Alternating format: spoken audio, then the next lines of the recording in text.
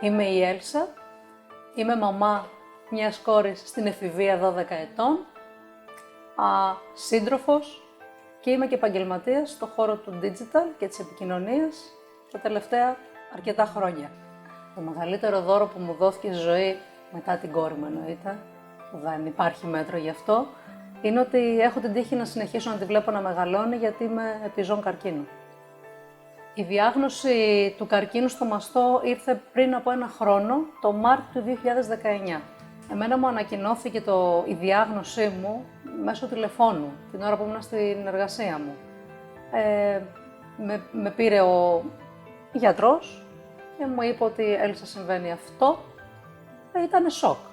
Ξαφνικά δεν είμαι άτρωτη, έχω καρκίνο. Σοκ. Αυτή ήταν η πρώτη σκέψη. Η δεύτερη ήταν, επειδή όπως είπα είμαι μαμά, ευτυχώς δεν το έχει το παιδί μου, ευτυχώς δεν το έχει ο άντρας μου. Και μπορώ να το αντιμετωπίσω εγώ, γιατί αισθάνομαι και πάρα πολύ δυνατή σαν άνθρωπος. Και είπα, οκ, πάμε να δούμε τι κάνουμε τώρα. Πήγα στον χειρουργό μου και στον πλαστικό χειρουργό μαζί, σε ένα γραφείο και οι δύο, εγώ, ο άντρας μου, και κάτσαμε και μας είπανε όλες τις παραμέτρους. Τι σημαίνει αυτό, τι χειρουργείο πρέπει να κάνω, ποιες μπορεί να είναι οι συνέπειες αυτού, τι μπορεί να πάει στραβά. 2 ώρες ακούγαμε πράγματα που μπορεί να πάνε στραβά. Και βέβαια ηθικά και για τον εαυτό μου επισκέφθηκα άλλους 2 χειρουργούς όπου όλοι είχαν την ίδια διάγνωση. Έπρεπε να κάνω άμεσα διπλή μαστεκτομή.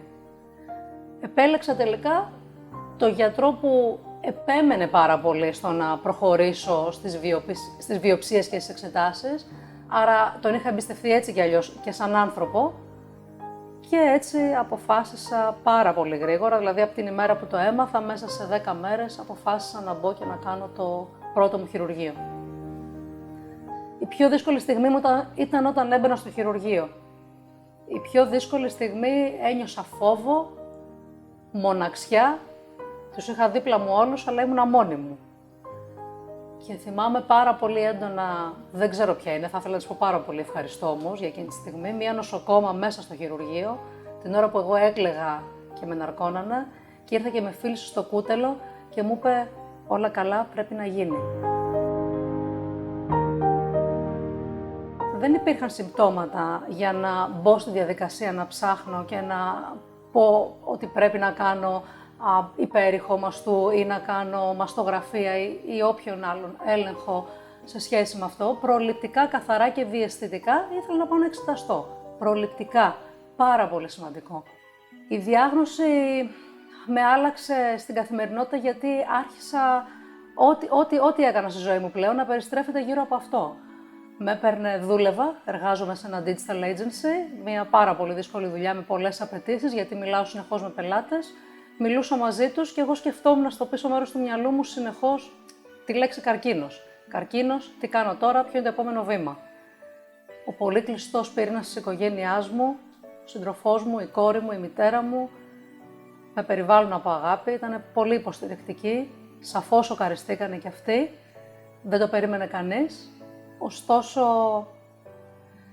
έπρεπε να πάρουν χώρο και εκείνοι όπως και εγώ για να βρούμε τον τρόπο να τα αντιμετωπίσουμε όλοι. Όσο τρομακτικό είναι για μένα, ναι, ήταν για μένα, άλλο τόσο τρομακτικό ήταν για το παιδί μου που τότε ήταν 11 χρονών και σίγουρα υπήρξε η ερώτηση από την πλευρά της «Μαμά, θα πεθάνεις?» Είναι σοκαριστικό να πρέπει να το ακούς αυτό από το παιδί σου και να της απαντάω «Δεν μπορώ να σου υποσχεθώ ότι δεν θα πεθάνω, μπορώ να σου υποσχεθώ όμως ότι θα κάνω ό,τι περνάει από το χέρι μου για να ζήσω». Και αυτό ήταν πάρα πολύ δύσκολο. Επίσης, εγώ είμαι πάρα πολύ τυχερή γιατί έχω έναν άνθρωπο δίπλα μου στη ζωή μου, ο οποίος με στήριξε σε όλα τα επίπεδα, και πρακτικά και συναισθηματικά, και το παιδί μου αντίστοιχα, το στήριξε, οπότε είναι πολύ σημαντικός ο πύρινας της οικογένειας.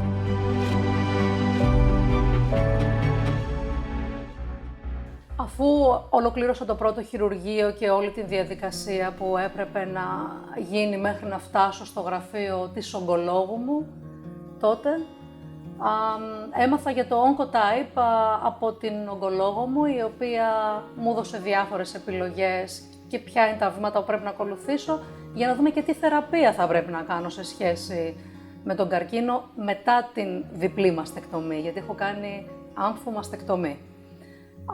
Επομένως έπρεπε να δούμε ποια θα είναι τα επόμενα βήματα για να προστατευτώ προφανώς.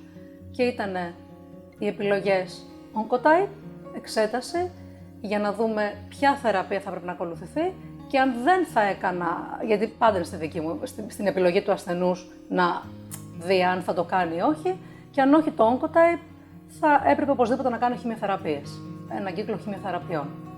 Στο πρώτο μου χειρουργείο οι λεμφαδένες μου βγήκανε αρνητικοί στο καρκίνο, οι φρουροί λεμφαδένες, οπότε όλοι οι γιατροί μου λέγανε ότι είμαι πάρα πολύ τυχερή που έκανα τόσο νωρίς προληπτικά τις εξετάσεις μου και τους άκουσα να ακολουθήσω τη διαδικασία που έπρεπε ιατρικά, άρα δεν προχώρησε ο καρκίνος σε λεμφαδένες και μου είπαν ότι αν κάνω το Oncotype έχω πολύ σοβαρές πιθανότητες να μην χρειαστεί να κάνω χημειοθεραπείες. Έκανα το Oncotype ακριβώς για αυτό το λόγο, για να δω το σκορ το οποίο θα έβγαζε και βέβαια τι πιθανότητα θα είχα να νοσήσω σε μεταγενέστερο χρόνο. Η διεξαγωγή του τεστ ήταν πάρα πολύ εύκολη διαδικασία. Μου έδωσε ο ογκολόγος το τηλέφωνο της GenCor, που είναι η εταιρεία που έχει το Oncotype στην Ελλάδα, και με ενημερώσαν από το τηλεφωνικό κέντρο ότι θα μου στέλνανε κάποια χαρτιά. Εμένα με εξυπηρετούσε με email και όχι ταχυδρομικά. Μου δώσαν ωστόσο την επιλογή οι άνθρωποι. Με email λοιπόν μου στείλανε τα χαρτιά που έπρεπε να υπογράψω. Έγινε αυτή η διαδικασία και αμέσως μετά στείλανε οι ίδιοι courier, όπου παρέλαβαν το δείγμα του όγκου που είχα πάρει από το νοσοκομείο εγώ μετά το πρώτο μου χειρουργείο και μετά από 10 ημέρες παρέλαβα τις απαντήσεις πάλι στο email μου. Εγώ τα επέλεξα να έρθει εκεί, βιαζόμουν να έρθει γρήγορα, να δω γρήγορα το αποτέλεσμα, οπότε ήρθε στο δικό μου email και στο email του ογκολόγου μου. Όταν έλαβα λοιπόν τα αποτελέσματά μου, εντάξει, σίγουρα είχα πολλή αγωνία να δω τι γίνεται. Αυτό που μου έκανε τρομερή εντύπωση ήταν ότι και εγώ που δεν είμαι γιατρός, που δεν ξέρω από ιατρικούς όρους, μπόρεσα να το διαβάσω και κατάλαβα ότι δεν χρειάζεται να κάνω χημειοθεραπείες. Τελικά, διάβαζα το αποτέλεσμα και ήμουν σε πάρα πολύ χαμηλό σκορ. Οπότε πήρα κατευθείαν την ογκολόγο μου τηλέφωνο, ουσιαστικά όχι για να μου πει αυτό που ήδη ήξερα, για να μου το επιβεβαιώσει και ιατρικά. Αυτή ήταν η γιατρός, αυτή έπρεπε να μου πει ότι ναι, δεν θα κάνεις χημειοθεραπείες. Εξακολουθώ να λαμβάνω θεραπεία σήμερα, κάνω όμως ορμονοθεραπεία και όχι χημειοθεραπεία. Θα συνεχίσω να την κάνω την ορμονοθεραπεία για αρκετά χρόνια και όσο κρίνουν οι γιατροί μου. Εξακολουθώ να κάνω εξετάσεις, είμαι στη φάση του εξαμήνου πια. Κάθε εξάμηνο λοιπόν κάνω τις εξετάσεις μου, κυρίως καρκινικούς δείκτες, από εκεί ξεκινάμε και ό,τι άλλες οδηγίες έχω για αυτές και ευελπιστώ για το καλύτερο. Είμαι σίγουρη, αισθάνομαι υγιής. Το πρώτο πράγμα που έκανα όταν πήρα τα αποτελέσματα του Oncotype DX, εντάξει τώρα μου φαίνεται αστείο, τότε πραγματικά πήρα το τηλέφωνο και έκλεισα ραντεβού στο κομμωτήριο να πάω να βάψω τα μαλλιά μου. Λέω δεν θα κάνω χημειοθεραπείες, άρα μπορώ να φροντίσω τον εαυτό μου εμφανισιακά. Γιατί έτσι κι αλλιώς είχα μπει στη διαδικασία να φροντίζω τον εαυτό μου. Σίγουρα άλλαξε την πορεία της ζωής μου η επιλογή του να κάνω το τεστ. Ή μάλλον δεν την άλλαξε τόσο όσο αν θα έκανα χημειοθεραπείες τελικά. Άρα θα έλεγα ότι την κράτησε σε ένα καλό επίπεδο ποιοτικό. Τα βιώνω όλα διαφορετικά πια. Έχω βάλει όρια στα πράγματα. Έχω βάλει όρια και όταν λέω όρια εννοώ και ισορροπία. Έχω σταματήσει να δουλεύω 14 και 15 ώρες την ημέρα. Δεν το κάνω. Αφιερώνω χρόνο στο παιδί μου, αφιερώνω χρόνο στον σύντροφό μου, αφιερώνω χρόνο στον εαυτό μου καταρχάς. Για να μπορώ να είμαι καλά με όλους τους υπόλοιπους.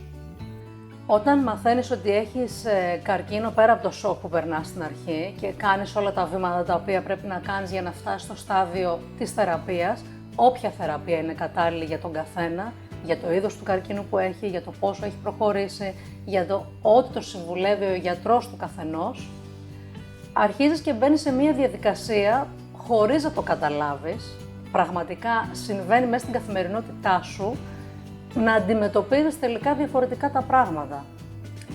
Δεν θα το πω πιο χαλαρά ή πιο έντονα. Σίγουρα η αγκαλιά του συντρόφου, το «σ' αγαπώ» και το χαμόγελο του παιδιού σου έχουν διαφορετική αξία.